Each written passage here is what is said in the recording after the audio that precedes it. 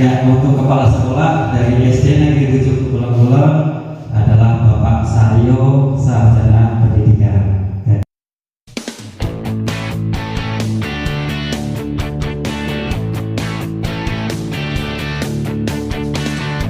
Assalamualaikum warahmatullahi wabarakatuh. Bapak Ibu yang saya hormati, untuk melanjutkan pembelajaran yang kemarin, subtopik 1 ya, mengenai penguatan pemahaman implementasi kurikulum Merdeka. Kemudian kemarin sampai pada subtopik yang pertama mengenai kebijakan tentang kurikulum Merdeka. Kemudian sekarang untuk subtopik yang kedua, kurikulum satuan pendidikan. Ya. Kemampuan apa yang diharapkan dibangun satuan pendidikan melalui kurikulum Merdeka? Kira-kira menurut Bapak Ibu apa kemampuan yang harus dibangun satuan pendidikan melalui kurikulum Merdeka ini? Kayak kita bahas satu-satu ya Bapak Ibu. Yang pertama, itu mengembangkan kurikulum satuan pendidikan. Yang kedua, merencanakan, melaksanakan, dan mengevaluasi pembelajaran dan asesmen yang sesuai dengan prinsip kurikulum Merdeka. Kemudian yang ketiga, merencanakan, melaksanakan, dan mengevaluasi proyek penguatan profil pelajar Pancasila. Ya, ini kemampuan yang diharapkan satuan pendidikan melalui kurikulum Merdeka. Kira-kira seperti itu ya Bapak Ibu. Lanjut. Apa fungsi kurikulum satuan pendidikan?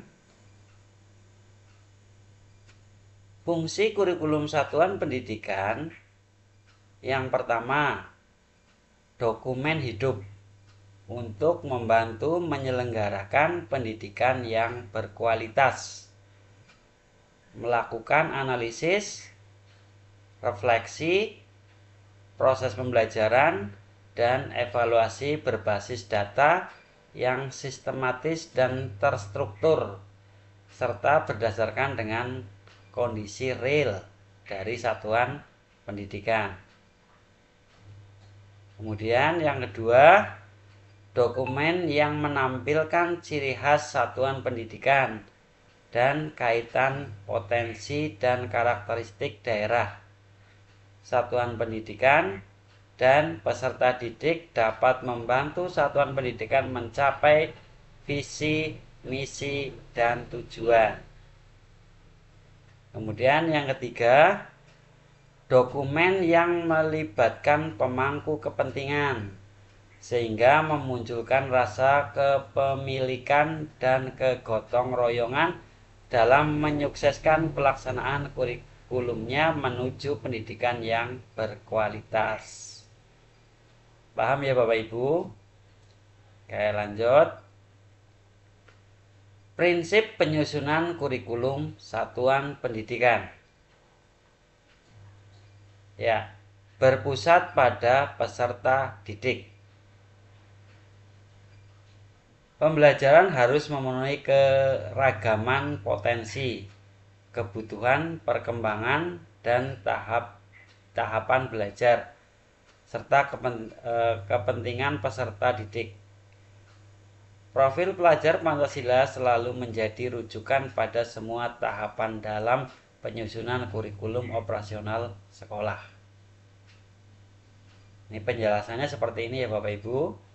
Lanjut. Kontekstual, menunjukkan kekhasan dan sesuai dengan karakteristik satuan pendidikan, konteks sosial budaya dan lingkungan, serta dunia kerja dan industri. Ini khusus untuk SMK. Dan menunjukkan karakteristik atau kekhususan peserta didik berkebutuhan khusus. Ini khusus untuk SLB. Esensial.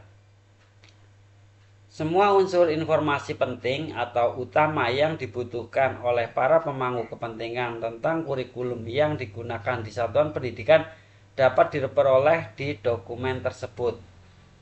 Bahasanya lugas dan mudah dipahami, tidak mengulang naskah atau kutipan yang sudah ada di naskah lain. Akuntabel.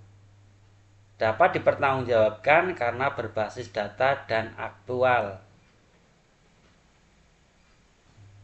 Melibatkan berbagai pemangku kepentingan.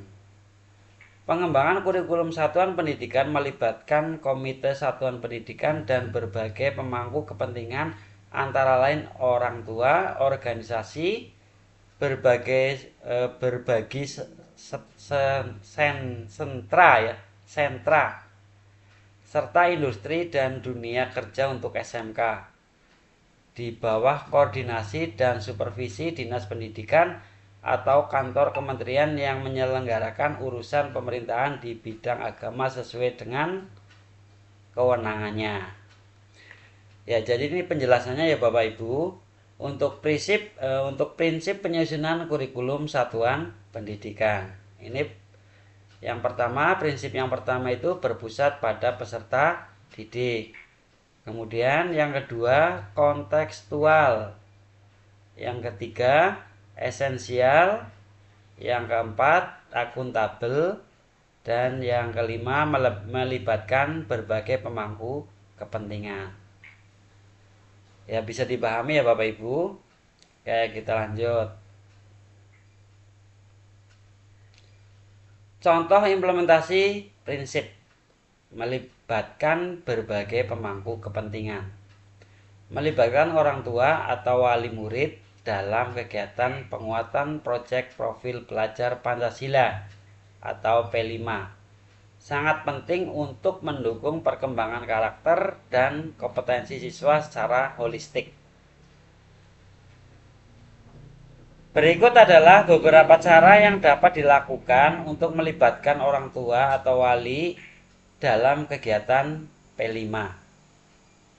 Yang pertama, berbagi pengalaman atau keahlian seperti narasumber. Orang tua dengan pengalaman atau keahlian tertentu dapat dilibatkan sebagai narasumber dalam beberapa proyek P5. Misalnya, seorang orang tua yang memiliki usaha atau home industry, kerajinan dan lain-lain dapat berbicara mengenai kewirausahaan, atau yang memiliki latar belakang di bidang sosial dapat membahas topik mengenai keberagaman dan toleransi. 2. Penguatan nilai-nilai Pancasila di rumah. Orang tua diharapkan dapat membantu memperkuat nilai-nilai Pancasila yang dipelajari siswa di sekolah dengan menerapkannya dalam kehidupan sehari-hari. Mereka bisa membantu anak mengembangkan rasa tanggung jawab, kerjasama, dan toleransi melalui diskusi atau aktivitas keluarga. 3. Kolaborasi dalam kegiatan proyek. Penjelasannya Bapak Ibu, orang tua dapat dilibatkan dalam kegiatan proyek secara langsung. Misalnya, jika proyek berfokus pada tema lingkungan hidup, orang tua dapat mendukung dengan melakukan kegiatan penghijauan di rumah, membuat kebun keluarga, atau melakukan pengelolaan sampah bersama anak-anak. Hal ini dapat memperkuat pesan yang diterima siswa di sekolah. Ya, penjelasannya seperti ini ya Bapak Ibu. Lanjut. Nah, ini contoh pohon implementasi prinsip kurikulum satuan pendidikan. Ya, ini pohon implementasi di satuan pendidikan. Di sini ada prinsip berpusat pada peserta didik, akuntabel, esensial, melibatkan berbagai pemangku kepentingan, dan kontekstual. Tadi untuk penjelasannya tadi sudah dibahas ya Bapak Ibu. Oke, lanjut. Ya, Bapak Ibu, ini kemarin waktu saya mengikuti pelaksanaan kegiatan pengimbasan di Kabupaten Banjarnegara, kami memang diberikan tugas. Ini tugas 1 ya. Tugasnya di sana di dalam kelompok pilih salah satu dari 5 prinsip kurikulum satuan pendidikan. Tadi 5 prinsip itu ya, memilih salah satu, misalkan untuk prinsip esensial atau prinsip melibatkan pemangku kepentingan atau akuntabel, pilih salah satu prinsipnya. Kemudian untuk nomor 2, diskusikan dan tuliskan contoh implementasi tersebut dalam kegiatan penyusunan atau revisi dari kurikulum satuan pendidikan. Kemudian yang ketiga, presentasikan hasil diskusi kelompok atau kelompok lain saling menanggapi. Ya, ini kemudian yang keempat, penguatan pengajaran. Ya, ini memang kami ketika kami menyelesaikan tugas memang dikumpulkan di depan kelas. Kemudian kami mempresentasikan hasil diskusi itu di depan kelas, kemudian kelompok lain memberi tanggapan. Kira-kira seperti itu ya Bapak Ibu. Tapi karena ini pengimbasannya di satuan pendidikan unit kerja saya, ya berarti ini nggak usah dikerjakan. Kira-kira seperti itu ya Bapak Ibu. Oke. Untuk slide berikutnya kita masuk ke ice breaking ya. Oke. Ice breakingnya apa di US ya ini? Kayak gini. Pakai tepuk semangat aja ya. Mohon maaf Bapak Ibu, silakan mohon berdiri. Ya di video itu makan di video itu om. Jadi tepuk semangat, rock 3 kali ya. Tepuk semangat, rock aku bisa, rock kamu bisa, rock semua bisa, rock semangat begitu ya. Bisa enggak? Coba ya. Tepuk semangat, aku bisa, kamu bisa, semua bisa, semangat. Terima kasih. Semangatnya tangannya. Iya, tangannya ini ya. Diulangi ya. Berarti tangannya. Ini Pak. Ya. Kayak gini apa? Oke. Nah, kita ulangi sekali lagi ya. Tepuk semangat. Aku bisa, kamu bisa, semua bisa.